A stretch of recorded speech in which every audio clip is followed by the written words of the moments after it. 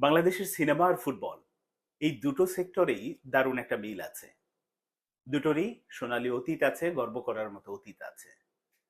অথচ এই অতীতের ওপরে ভিত্তি করে দুটো সেক্টরেরই তো এগিয়ে যাওয়ার কথা ছিল, পারেনি কেন? সঠিক পরিকল্পনা ছিল না এবং পরিকল্পনার বাস্তবায়ন ছিল না। যখন সেই ফুটবল বলি বা সিনেমাই বলি, এই দুটো সময়ের খুব ভালো সময় ছিল। ওই ভালো সময়ের লোকগুলো তারা নিজেদের পৃথিবীর সেরা ভাবতো, যে আমরাই সেরা এবং এটাই সব সময় থাকবে। কিন্তু দুনিয়া যে পাল্টে যাচ্ছে, প্রতিনিয়ত যে পরিবর্তন হচ্ছে, সেই পরিবর্তনের সাথে তারা গা মেলায়নি, পরিবর্তনের জন্য কাজ করেনি। বিশেষ করে ফুটবলের কথা যদি বলেন, ফুটবলের এখন কি বলবো, সেই কাজী সালাউদ্দিন থেকে শুরু করে পুরনো যে কোনো ফুটবলার, মানে আগের 80-র দশক 70-র দশকের ফুটবলারের সঙ্গে কথা বলবেন, তারা সেই তাদের সেরা সময়ের কথাই বলবে। কিন্তু সেরা সময় যে সব সময় থাকে না, প্রত্যেকেরই যে খারাপ সময় আসে এবং সেটা যে পরিবর্তন হয়, সেই পরিবর্তনের সঙ্গে তারা তাল মেলায়নি ফুটবল।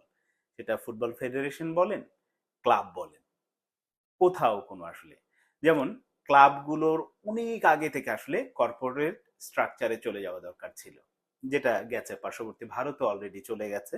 কিন্তু বাংলাদেশের ক্লাবগুলো সেভাবে এগোয়নি। ওই বিভিন্ন, আজ হয়তো অমুক ব্যবসায়ী, অমুক কর্পোরেট প্রতিষ্ঠানের অমুক ব্যক্তি, এইভাবে রাজনৈতিক ব্যক্তি বিভিন্ন জনের কাছ থেকে টাকা নিয়ে আসে, এই মৌসুমের দল গড়ছে, তারপরে তারা আবার করছে। একইভাবে যদি আপনি ফুটবল ফেডারেশনের কথা বলেন, ফুটবল ফেডারেশনেরও আসলে অনেক আগে থেকেই কর্পোরেট স্ট্রাকচারে, ফুটবলটা তো আসলে পণ্য, এটা বরং ক্লাবগুলোর ওপরে ফুটবল ফেডারেশন সেই ব্যাপারটা চাপিয়ে দেবে, এই নীতি, দেশের ফুটবলের এই নীতি, এটা তোমাকে করতে হবে। কিন্তু বাংলাদেশ ফুটবল ফেডারেশন সবসময় ক্লাবগুলোর কাছে বাধা, মানে হাত পা বাঁধা অবস্থায় থাকে। ক্লাবগুলো যা বলে সেটাই শোনে, সেটাই বাস্তবায়ন করে, কারণ এখানে ওই যে ভোটের রাজনীতি থাকে, যারা ক্লাব চালাচ্ছে ওই লোকগুলোই আবার এসে ফুটবল ফেডারেশন চালাচ্ছে। ফলে কেউ কিছু করতে পারে না। ক্লাবগুলো যদি অনেক আগে কর্পোরেট স্ট্রাকচারে চলে যেত, তাহলে যেটা উপকার হতো যে তাদের ফিনান্সিয়াল ক্রাইসিসটা থাকতো না, এখন যেটা প্রত্যেক ক্লাব আসলে হারে হারে টের পাচ্ছে। এবং বয়স ভিত্তিক দল নিয়ে কখনোই বাংলাদেশ ফুটবলে সেভাবে কাজ হয়নি। অথচ ক্লাবগুলো যদি বয়সভিত্তিক ফুটবল নিয়ে কাজ করত, তাহলে প্রতি মৌসুমে এই যে বিভিন্ন ভালো মানের খেলোয়াড়ের জন্য হাপিত্তেশ করা, কোথায় পাওয়া যাবে, কাকে নেব, এই টাকা না ওই টাকা, এরকম নানান রকম যোগ বিয়োগ করতে হয় না, এটা করতে হতো না। উল্টো ক্লাবগুলো তাদের তৈরি প্লেয়ার নিজেরা তো খেলাতে পারতই, সঙ্গে আবার এই ফুটবলার বিক্রি করতে পারতো। ক্লাবগুলো যখন করেনি, বাংলাদেশের প্রেক্ষাপটে আপনি ফুটবল ফেডারেশনকে বলবেন যে একাডেমিতে আসলে আপনারা, মানে একাডেমির দিকে ঝুঁকলেন না কেন অনেক আগে?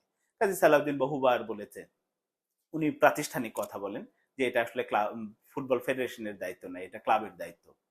মানে একাডেমি করবে, ফুটবলার তৈরি করবে, খুবই ভালো কথা, দুনিয়াতে তাই হয়। কিন্তু আমার দেশের, আমার সাবকন্টিনেন্টের আপনি বিচার করতে হবে। এই জায়গায় ওই কালচার যেহেতু গড়ে ওঠেনি, তার মানে ফুটবলার তৈরির জন্য আপনাকেও কিছু উদ্যোগ নিতে হবে, সেটা নিচ্ছে এখন, কিন্তু তাও সেটা পরিপূর্ণ মাত্রায় না। তো সবকিছু মিলে মানে একেবারেই অপেশাদারিত্বের সর্বোচ্চ যে জায়গাটা, সেরকম একটি জায়গায় এসে পড়ছেন আমাদের হামজা চৌধুরী। চারদিকে যখন এত কিছু দেখবেন, আসলে হতাশ হওয়ার মতো, কিন্তু তারপরও পজিটিভ দিক হচ্ছে হামজাকে কেন্দ্র করে যে একটা উৎসাহ তৈরি হয়েছে, চারদিকে একটা পজিটিভ, মানে কি বলবো, ইমেজ তৈরি হয়েছে, এটাকে আসলে কাজে লাগানোর সময়। এবং তাবিদ আওয়াল যদি ওই উদ্যোগটা নেন, ক্লাবগুলো যদি ওই রকম একটা, এবং তিনি কিন্তু হামজা চৌধুরী তার যে একটা ইন্টারভিউতে, মানে বাংলাদেশের কোনো সংবাদ মাধ্যমের না, ব্রিটিশ সংবাদ মাধ্যমের সাথে তিনি বলেছেন বাংলাদেশের ক্লাবগুলোর সাথে কাজ করতে চায়, বাংলাদেশের ইয়াং ফুটবলারদের নিয়ে কাজ করতে চায়। তো এই ব্যাপারগুলো আসলে ক্লাবগুলো কতটা প্রস্তুত তার কাছ থেকে এটা নেয়, তিনি হয়তো লিঙ্ক করে দিতে পারেন, তিনি হয়তো উদ্যোগ নিতে পারেন, কিন্তু মূল কাজটা করতে হবে ক্লাবগুলোকে। সেইটা যদি আসলে ক্লাবগুলো, ফুটবল ফেডারেশন করে, তাহলে কিন্তু এই হামজা চৌধুরীর মাধ্যমে বাংলাদেশের ফুটবলে একটা সত্যিকার অর্থে বড় পরিবর্তন আসবে।